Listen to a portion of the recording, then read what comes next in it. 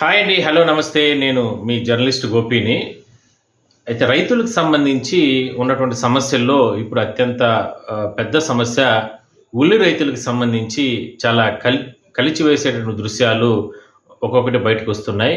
అయితే ఎక్కడో ఏమో తెలీదు గానీ, ఒక రైతు మాత్రం నేను ఆ వీడియో గూడా దాని తర్వాత నేను సైడ్ పోస్ట్ చేస్తాను. ఒక ట్రాక్టర్‌కు ఉల్లి అంటే ఎర్రగడ్డలు, మనం ఇట రాయలసీమ జిల్లాలో ఎర్రగడ్డలంటాం మనం.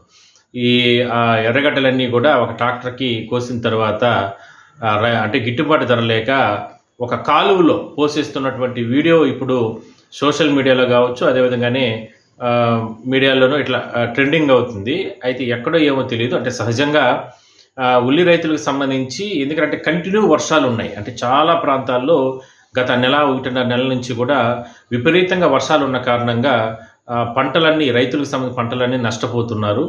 సో, అంటే ఇక్కడ ఆలోచించదగ్గ విషయం ఏమంటే, మరి రైతులకు సంబంధించి పంటలు ఆ విధంగా మునిగిపోతున్నాయి. తీవ్రంగా చేతికొచ్చిన పంట ఆ విధంగా నష్టం జరుగుతుంటే, మార్కెట్‌లో మాత్రం రేట్లు ఎక్కడా కూడా తగ్గడం లేదు. అది ఒక ఉల్లే గాదు. ఏ రకమైనటువంటి కూరగాయలు గూడా పల్లెల్లో చిన్న చిన్న సంతల్లో తప్పిపోతే, బయట ప్రాంతాల్లో సిటీస్‌లో ఉన్నటువంటి మార్కెట్‌లలో ఎక్కడా గూడా రేట్లు మాత్రం ఏమాత్రం తగ్గవు. ఎందుకు?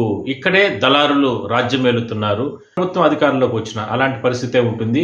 అందువల్లనే రైతులు ఇవాళ ఈ రకమైనటువంటి పరిస్థితిని ఎదుర్కొంటున్నారు. అందువల్లనే చేతికొచ్చిన పంట కూలోళ్ళు పెట్టి కోసి దాని తర్వాత ట్రాక్టర్‌కేసుకున్న తర్వాత ఆ రైతు ఒక కాలువలో, వంకలో అంటే నీళ్లు పారేటటువంటి ఒక వంకలో, కాలువలో పోసేసి ఆయన ఆవేదన అంటే ఆయనకున్నటువంటి సమస్యని బాధపడడం జరిగింది. సో, దీనిపైన మాత్రం ఇలాంటివి జరగకుండా మాత్రం ప్రభుత్వం చర్యలు తీసుకోవాలి.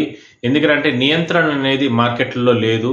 బయట రైతుల నుంచి వీళ్ళు అంటే ఇక్కడికొచ్చిన తర్వాత కొనుగోలు చేసేది ఒక రేట్ అయితే, ఇక్కడ అమ్మేది ఒక రేటు. కానీ దీనిపైన అంటే ఇక్కడనే కాదు, ఎక్కడ ఏ ప్రాంతంలో కూడా మార్కెట్‌లలో దళారీలు రాజ్యమేలుతారు. ఇది వాస్తవం. ఇది ఇప్పుడు ఒకరోజు ఏదో 5 ఏళ్ళలో, 10 ఏళ్ళకు మించింది కాదు. ఎన్నో సంవత్సరాల నుంచి వస్తున్నటువంటి సమస్య. అంటే తెలియకుండా కొన్ని కోట్ల రూపాయలని పోగేసుకుంటున్నారు. రైతుల నుంచి కూడా రక్తాన్ని పిండి పిప్పి చేసి ఈ దళారులంతా కూడా ఒక ముఠాగా ఏర్పడి పెద్ద పెద్ద మార్కెట్లలో ఈ రకంగా దోపిడీకి గురవుతున్నారు. బయట వాళ్ళని రానీరు. ప్రభుత్వ యంత్రాంగాన్ని అంటే ప్రభుత్వ యంత్రాంగం ఎవరంటే అక్కడ పెద్దగా ఏం ఉండదులే, ఏం జరగదులే, ఏముంటుందిలే మార్కెట్లలో మహా అంటే పెద్దగా ఏం ఆదాయం ఉంటుందిలే వ్యాపారస్తులు అంటే వ్యాపారస్తులకి అంటే అనడం కంటే వాళ్ళ దళారులనే అనాలి. ఆ రకంగా చెప్పుకుంటూ ఉంటారు. కానీ జరిగేదంతా కొన్ని కోట్ల రూపాయల లావాదేవీలు, ట్రాన్సాక్షన్స్ ఇవన్నీ కూడా మార్కెట్‌లో ఉన్నాయి. ఎందుకంటే ఉదాహరణకి రైతుల నుంచి ₹2 వీళ్ళు కొంటే ఇక్కడ ₹20 అమ్ముతారు.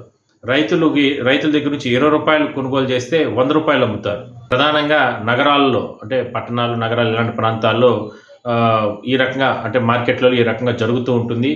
ఇందువల్లనే రైతు బజార్లు కూడా గతంలో ప్రభుత్వాలు తీసుకొచ్చినప్పటికి కూడా అక్కడ కూడా పెద్దగా ఆశించినటువంటి స్థాయిలో రైతులకి మేలు జరగడం లేదనే అభిప్రాయం మాత్రం చాలా మందిలో ఉంది.